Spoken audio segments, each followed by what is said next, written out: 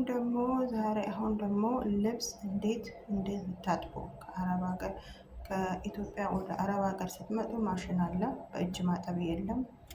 በልብስ ማጠቢያ ነው የሚታጠበው። ሁለት አይነት ማሽን አላቸው። አንዱ አውቶማቲክ ነው። ሶስት አይነት ነው ያላቸው። ሶሪ አንዱ አውቶማቲክ ማሽን ነው። ጋሳላ ይሉታል። ጋሳላውን አሁን አሳያችኋለሁ ማለት ነው። ዋሽንግ ማሽን ማለት ነው። ዋሽንግ ማሽኑ ስንት አይነት አለ? ሶስት አይነት። አንዱ ማድረቂያ፣ አንዱ ደግሞ ፀሐይ ላይ ሲያወጣ እንትን የሚያደርጉበት አላቸው ማለት ነው። እሱ እኛ ጋር ያለው ግን አውቶማቲኩ ነው። እሱን እንዴት እንደምታጥቡ ልብስ አዲስ ለምትመጡ ልጆች ተመልከቱ።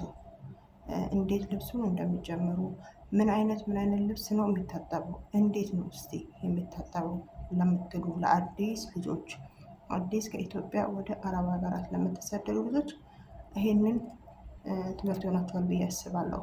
ተከታተሉት። ይሄ እዚህ ጋር ነኝ ያለሁት።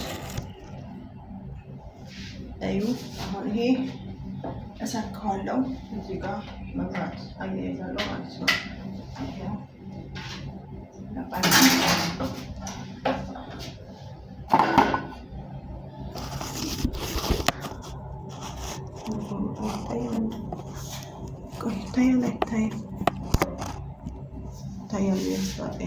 ይሄ ማሽኑ እኛ ጋር ያለው ማለት ነው።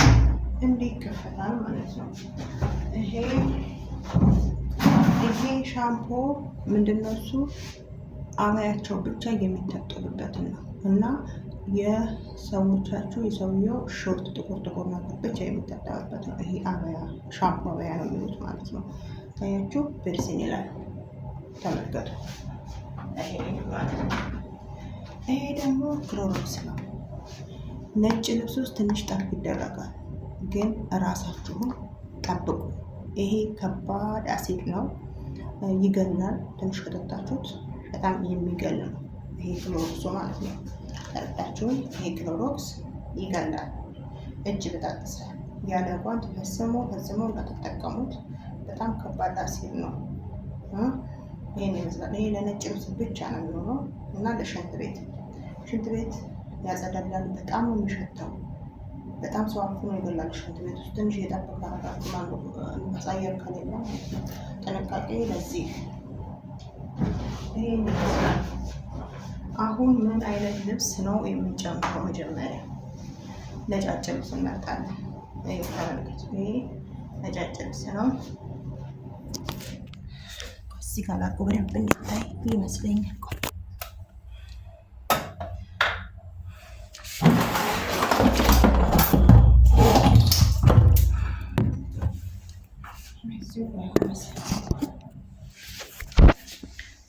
ይሄ ነጫጭ ልብስ መርጣ ነው። ከዚህ ውስጥ ይውላችሁ። ይሄ ኮንፈርት ነው፣ ለሽታ ብቻ የሚጠቀሙት ኮንፈርት ማለት ነው። ተረዳችሁ? ይሄ ደግሞ ኤሪያ በማዳበሪያ ነው የሚመጣው።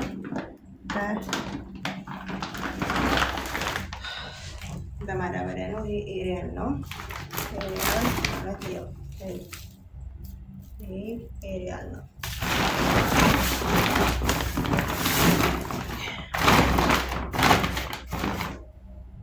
የተለያየ ኤሪያል አለ ማለት ነው። የተለያየ እዚህ ጋር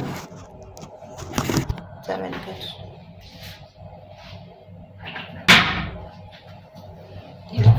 ነጫጭ ልብስ ብቻ ማለት ነው። ነጫጭ ልብስ ለብቻ አድርገውና ታያላችሁ ማለት ነው። ይህንን ላጥብ ነው። እዩት። በየቀኑ ይሄ ልብስ ይቀመጠላችሁ ማለት ነው። ከዛ ነጩን ለብቻ፣ ፎጣዎች ነጫጮች፣ ዳውን ይሉታል ነጫጭ፣ አብያት መላበስ፣ ገስል ሩሃ፣ አስዋድ ሩሃ፣ አስፈር ሩሃ ገስላ። ኦኬ ገሰላ هذا أبيات ملابس كلها مرة واحدة أبيات ملابس هيك غسالة. أوكي الحين أنا عملت لك أبيات أدروها أبيض كلها ملابس أبيض. إذا أكلنا ملابس أسود إذا أبيض يصير أسود لون يتغير. دير بالكم. أوكي أنا الحين اديت ملابس أبيض داخل غسالة يغسل. الحين تشوفوا ነጭ ልብሶችን በአንድ ላይ እንጨምራለን። ከዛ እናጥባለን ማለት ነው በኦቶማቲክ። እኔ ቤት ያለው ማሽን ኦቶማቲክ ስለሆነ ማለት ነው። ገባችሁ? ይሄው ይሄ ነጭ ልብስ ነው በአንድ የሚገባ። ዛሬ ደግሞ ጥቁር ልብስ የለኝም ትናንትና ስላጠብኩ ማለት ነው። ትናንት ጥቁር አድርጌ ነው። ዛሬ ብዙ የለኝም።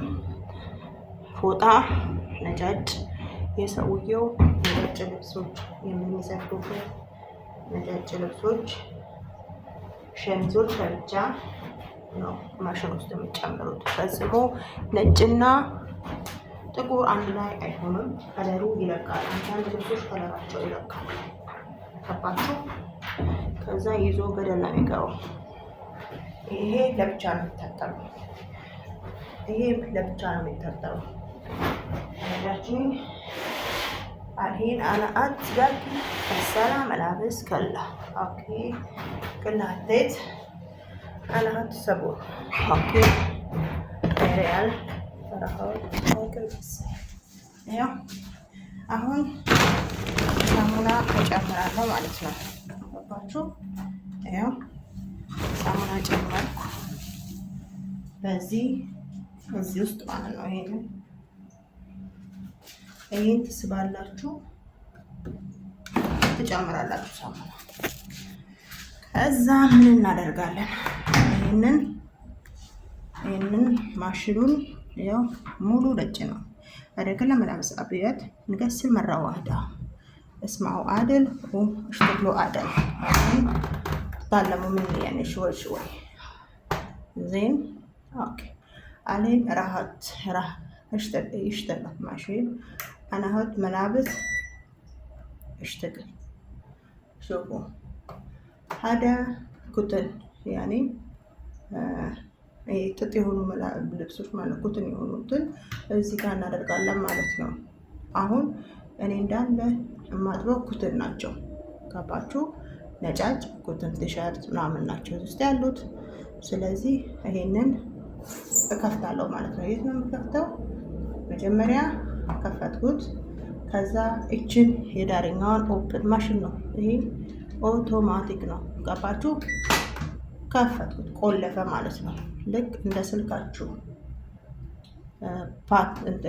ስልካችሁ ፓስወርድ ነው ይሄ ማለት ነው የምትጠቀሙት። ኦን አለው፣ ተች አለው፣ ሪዝ አለው፣ ዎሽ ታይም አለው። ያው ጀመረ። ውሃ በዚህ ይወስዳል፣ እዚህ ውስጥ ያስገባል ማለት ነው። የኛ ማሽን ሌላ ማሽን አለ፣ ውሃ እየጨመራችሁ የምታጥቡበት ማሽን። እኛ ቤት ደግሞ ይሄ ነው ያለው። ከመጣው ጀምሮ ይሄ ነው ያለው። ሲበላሽም የሚገዙት ይሄንን ነው።